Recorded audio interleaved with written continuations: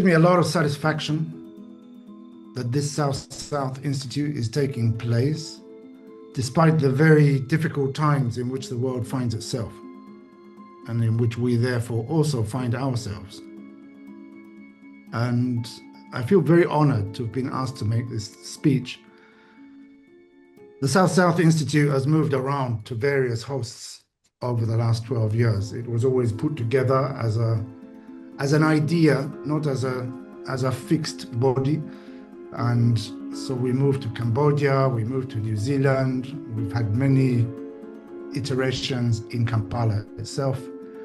And today we're back in Kampala, hosted by Refugee Law Project, the very first host. And I would really like to thank Dr. Pius Ojara, now Director of Refugee Law Project, for welcoming us all.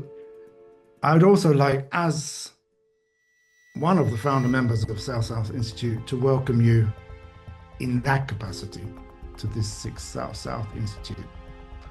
When the first one took place there in that hall 13 years ago, I don't think any of us would have guessed that we would still be able to convene a South-South Institute so many years later. And though it saddens me not to be able to meet you in person at this moment, I'd like to say a special word of welcome to those of you who are new to the South-South Institute, whether as survivors yourselves or as practitioners. And I'm very glad to see FIDA International in the audience. Thank you for coming. Policymakers, academics, donors, or other allies.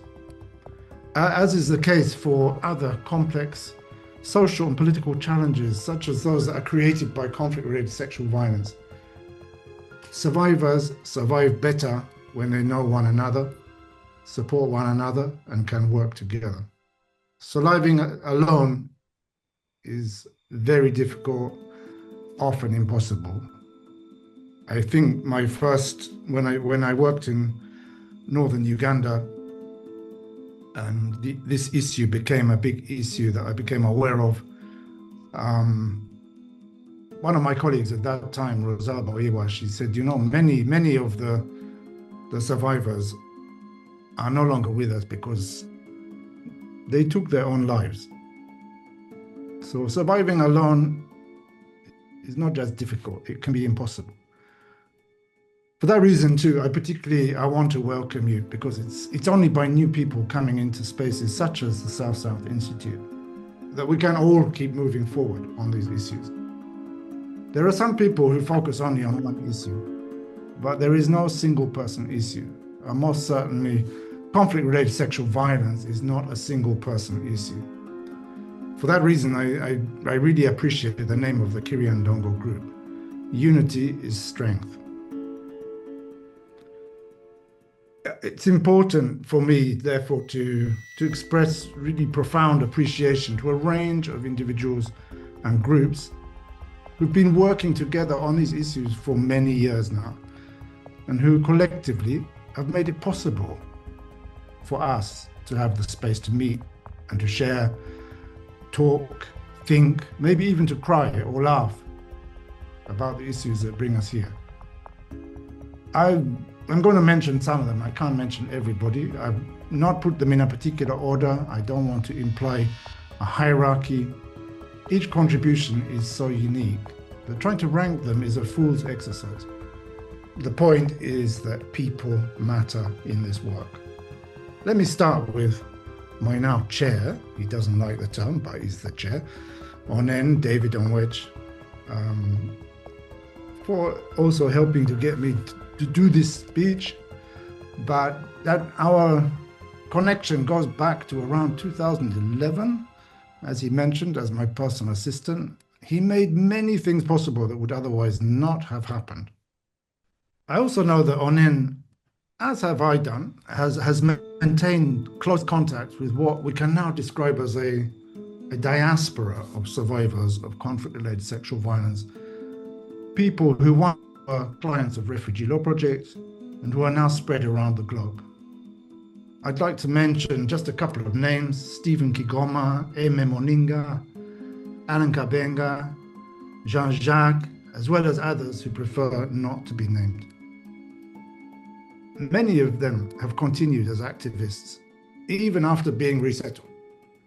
Some have begun to teach on these issues, reaching and influencing interested audiences around the world who otherwise would never have any idea of what these issues really look like. Mogi Woharaj, where would we be without you?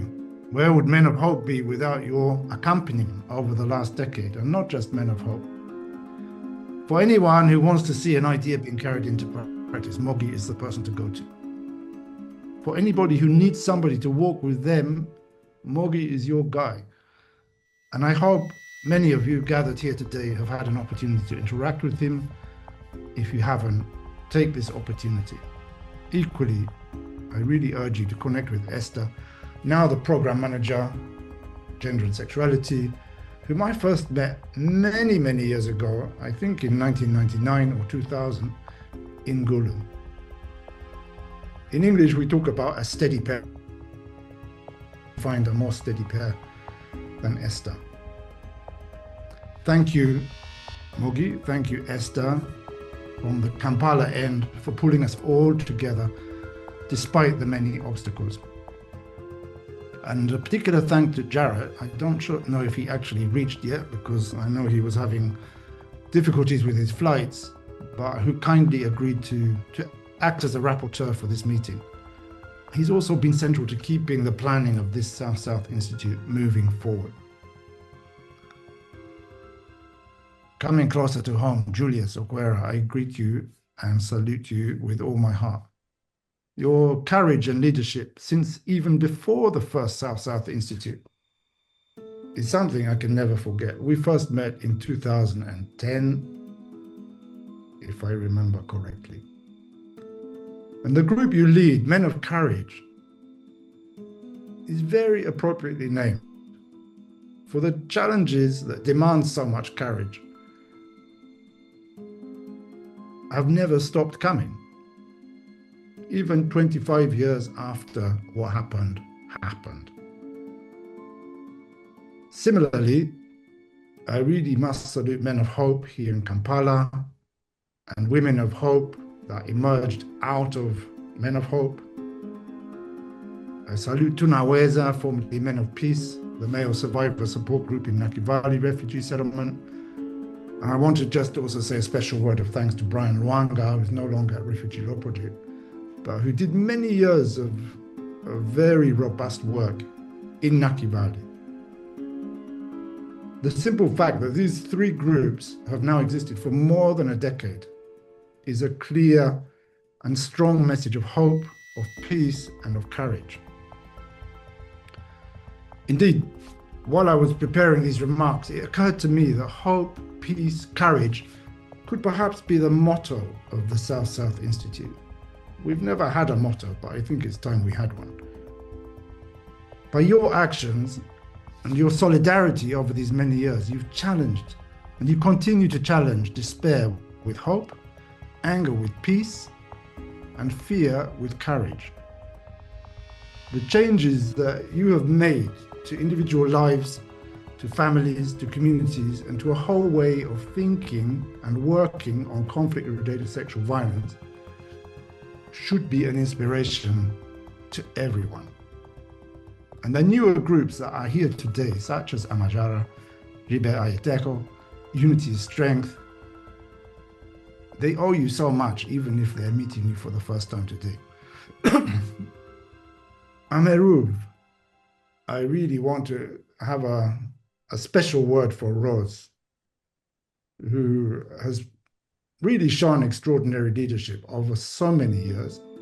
I don't know where you find the strength from to continue, but I really salute you, and just want to also mention the teaching that you have done to international courses, and where you've inspired so many humanitarians.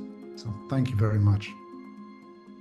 There are many others who are a critical part of this broader struggle to respond to and seek to prevent conflict-related sexual violence. I can't mention them all now, but I do want to express particular thanks to the Netherlands Ministry of Foreign Affairs for its generous support from 2017 to date, and Joy for being with us and supporting us from the beginning.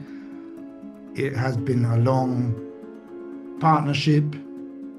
Like all partnerships, it's had its good moments and more difficult moments, but I am so delighted that it is still going strong. I also mentioned Pro Victimis as one of the donors that showed a lot of courage by agreeing to support us at a critical juncture in the development of this work.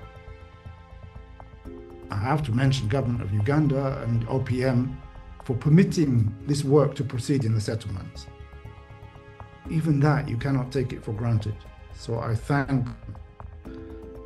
At an international level, Pramila Patten, Special Representative of the Secretary General, Sexual Violence in Conflict, Kim Tui-Selinger at the International Criminal Court, Laura Pasquero, Emily Venables at the Center of Humanitarian Studies, who have made sure that these issues are disseminated to humanitarians from around the globe, and who also worked with me and survivor leaders from Uganda to make sure that such students actually hear from survivors directly. Other key people who've made this space possible: Patty Sellers, formerly International Criminal Tribunal for Yugoslavia, now an independent, Laurel Fletcher at University of California, Berkeley. They have all made major contributions to moving our discussions forward. And last but absolutely not least, Ken Clearwater, Alistair Hilton, who, along with Onen and myself, co-founded this SSI, and they gave so much energy and inspiration into getting us to where we're at, but who couldn't join us this time around. An enormous thank you, and we hope that you'll be able to make it to future South-South Institute.